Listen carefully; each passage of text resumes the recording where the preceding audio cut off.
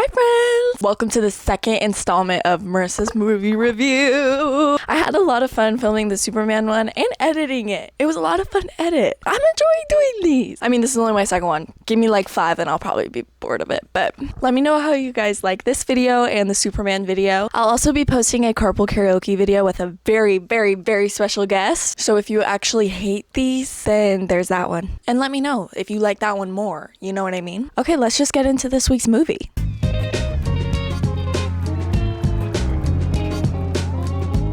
This week I saw I Know What You Did Last Summer. I know what you did last summer. Don't lie to me, there's no other. Hey, hey, tell me where you've been. Was that good, low-key? I've never seen the original. I know it's a classic, and I'm a big horror fan, okay? I love horror movies, but not really slashers, if I'm being honest. Ghosts, I love them. The D word, I love them. The movies about them. The movies that are about them. I really feel the need to say that. Thrillers, like psychological thrillers, love them. I don't know, I'm just not super into slashers because they're all the same. But I can appreciate them for what they are. So obviously before seeing this new one, I had to catch up. So I watched I Know What You Did Last Summer on Sunday, and I watched I Still Know What You Did Last Summer on Monday, and then I saw the new I Know What You Did Last Summer on Tuesday. Today's Thursday. The first one, I mean, I had a great time. I think it's totally a classic. It's like I would consider it a classic. I don't know. It's just really popular. It's iconic. It's so of its time. I'm not gonna hate on it, and I don't think you can hate on it because it's so of its time. I don't know what I rated it, but this is whatever I rated it. And then I Still Know What You Did Last Summer. Again, I had a good time, but it was just like, nah. Who even was the killer? Oh, right. Yeah.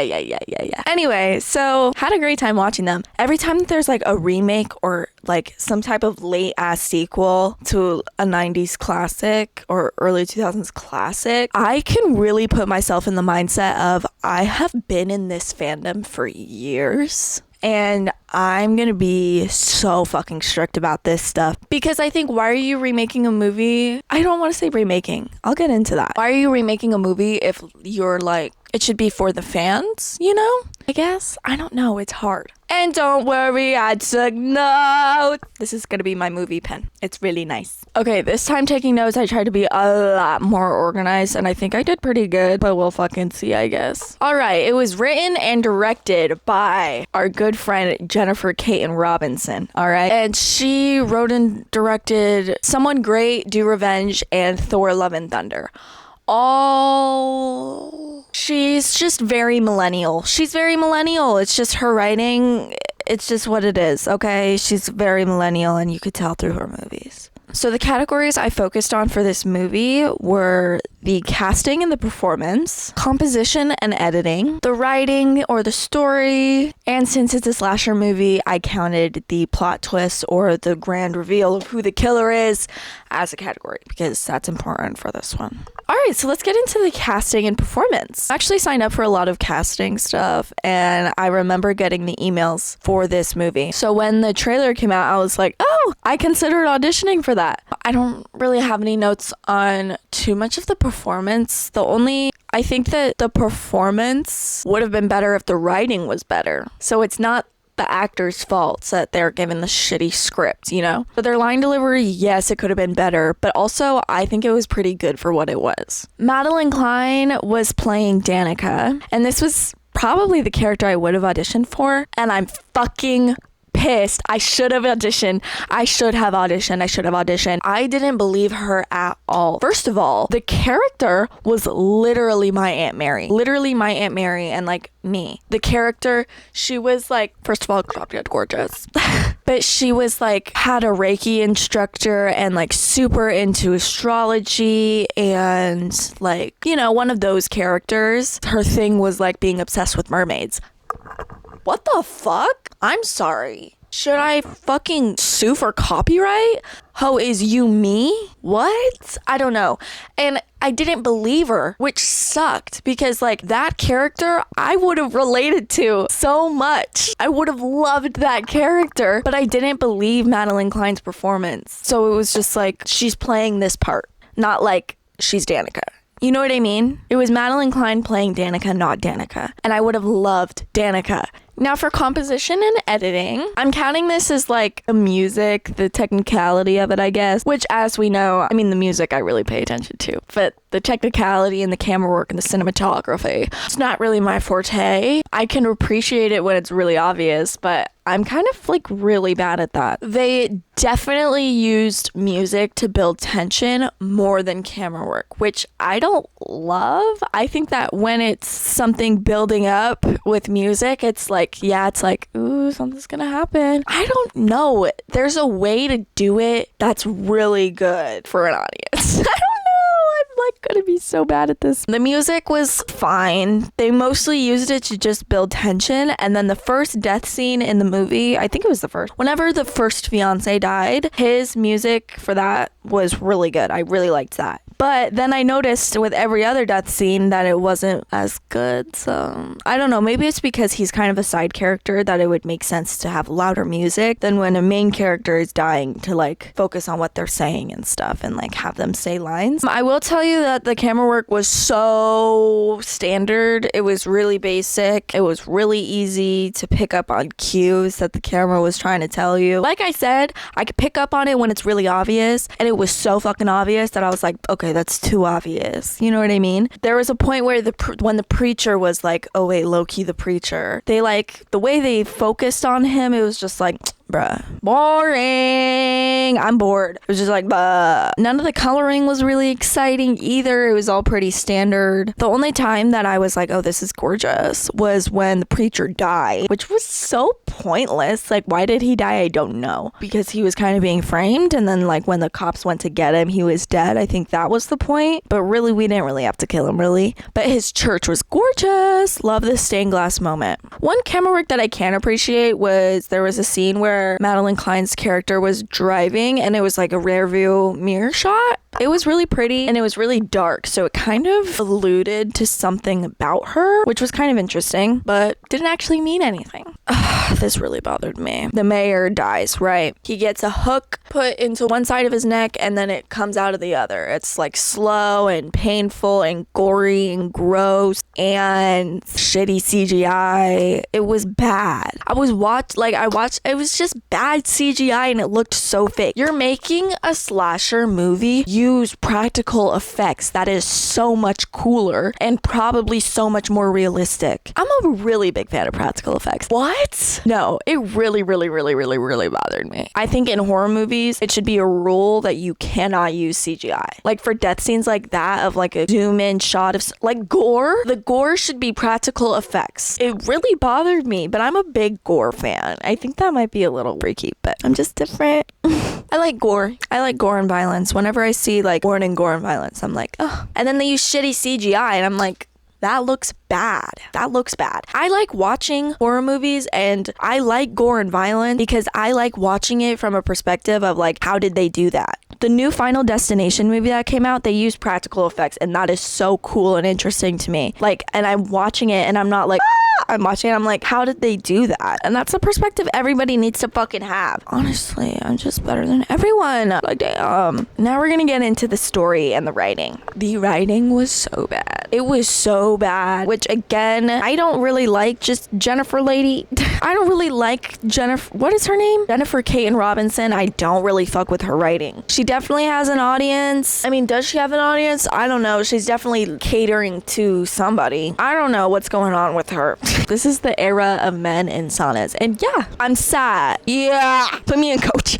The opening scene, I really liked it. It was definitely an homage to the first. I think the second opened that way as well. Like the title screen where it's like the rock music and the waves like pounding on the freeway. What do they call that? Something hook? Devil's Hook? Yeah. Loved that. Big fan of that. There were a lot of moments that were references to the first movie in a good way and a bad way. We'll focus on the good way. The Tyler character, I really liked her. Actually, I don't think I did. She was interesting. I feel like the casting was wrong, if I'm being honest. She's a baddie though. I did like that she was a big Helen fan because Helen's an icon. She was on the elevator. The guy was like trying to hook her on the elevator, which happened to Helen. I was like, oh, how cute. Teddy was attacked at the gym, which is where Barry was attacked. So that was the same. There's a scene where Madeline Klein's character is hiding from the preacher and she goes into a confessional. And in the second movie, Julie is having a dream where she's in a confessional talking to a preacher and then the preacher attacks her. I caught that as well. That's all I really caught, which there's probably more, but those were really obvious. Now, in a bad way, I didn't like that all of the characters were the exact same character types as the original, unless they were fully remaking it, which they weren't because they brought in the original characters. It was just like, okay, I don't like that. Like, have some creativity then. It can't just be a remake, but it's not a remake. Like, what? It's just lazy, in my opinion. So Chase Wonder's character's name was Ava, which she was the Julie character. Madeline Klein's character was Danica, and she was the Helen character. Jonah King played Milo, which was the Ray character. And then Tyreek Withers played Teddy, who was the Barry character. They were all the same character. I don't remember how Ava and Julie were kind of the same. They were coming home from college and like things weren't the same, and they were kind of like in a weird headspace. Danica and Helen were the same because they were both the queen. They were both like the bubbly, like cute one, and they're both dating the jock, which Teddy and Barry are the same because they're both the douchebag jocks. Lazy writing. It's lazy writing. And then Milo was like Ray because he was the one that really liked Ava, which Ray really liked Julie. It was the exact same dynamic. It was the same. So it was just like, okay, I don't know. Other examples of lazy ass writing was they found out about the 97 massacre through the podcast, which I felt was lazy. I understand why the podcast was brought up, but just listening to a podcast and like she's explaining what they need to figure out is just like too easy and obvious and like boring. It's just boring to watch. When Stevie's character was introduced, which she was the only character that wasn't really in the first one. Oh, bitch, so fucking lazy. They were like, she kind of disappeared. And then another character was like, well, can you blame her after her dad, blah, blah. And like, that's such a lazy reveal. Can you blame her for being like this when this happened and this happened and this happened? And this is exactly what happened to her so that there's no confusion with the audience about what happened to her. I'll just say it like this so that they know what happened to her. You know what I mean? There were some stupid one-liners. Julie's character, which she comes back, I will talk about that. She says, nostalgia is overrated. Nostalgia is overrated. Okay, then don't make the movie. If you know you're making a shit movie, don't make the fucking movie. Don't make a joke about it in the movie. Just don't make the movie. You know what I mean? Waste of money. Who did this? I didn't like this movie. Oh, right. And then, of course, there wasn't only one killer. There was two killers. And how that was revealed is because there was a phone call between Ava and Julie, same character, where Ava goes, I just don't know how she could have done this alone. And then Julie looks and is like, boring, lazy, sloppy, like I'm fucking tired. That's so stupid. One line that I wasn't gonna let slide was Tyler said the word gentrification. Oh, what? Who has ever said gentrification? What? It was just lazy ass writing. One of my notes that I took, that's all I had to say about it. Which leads me into the reveal. Now, who was the killer? Like I said earlier, it was Stevie. Thought it was interesting. When you take everything out and you say, okay, all of these characters are the same. She's a new one. She's probably gonna be the killer. Boring. But I honestly didn't see it coming as I was watching it. So the reason for it, I thought was interesting. I felt like it was kind of random and like super coincidental. And then her accomplice, Ray. Huh? That makes no sense. Literally makes no sense. In the first movie, they almost make you want to think he's the killer, but then it's like, that's so stupid. Why would it be me? And you're like, that is so stupid. Why would it be him? That doesn't make any sense. You're right. It doesn't make any sense. What? His motive? Stupid. Forced. It was so forced. Him being the killer, so forced just because she wanted it to have the moral of none of this would have happened if men just went to therapy, which was a line in the movie. I mean, I had a good time, I guess. But it was not a good movie. I don't know. I feel like the first one, the killer, you did not see that coming. The second one, I didn't see it coming. This one, I didn't see it coming because it doesn't make sense. That doesn't make any sense. Like, he goes crazy because, like, he's traumatized. No, that's so boring and forced and lazy. Like, no, I hated it. I didn't like it. Our good friend Sarah Michelle Gellar had a cameo, and it didn't make sense for her character either. Like, all of the characters weren't true to the originals. So it was like, who really are we making this movie for? And who really had a really good time with it? Let's see what I rated it on Letterboxd. All right, on Letterboxd, I gave it 2.5 stars. 2 stars means, okay, that was not very good. And 3 stars means, that was good. Yeah. So it was like, okay, that wasn't that good, but I was entertained. It's like that. That's the dialogue that plays in my head before I rate things on Letterboxd, actually. Which, go follow me on there. Username is Marissa Drury. I don't know. Did it need to be made? No, not at all, actually. Do I think it's saving lives? No. Would I see it again? No. Would I see it again maybe in like 3 years? Still probably no. I don't know about all that. I don't know. To each their own. You go see it. You go see how you feel about it. You come back and tell me that I could have played Danica because duh. I had a good time. Cast was hot, but the writing was just really fucking terrible. Well, that concludes this week's movie, I guess. I'll see you guys next week. I don't know what movie I'll be seeing. Okay, bye. Love you.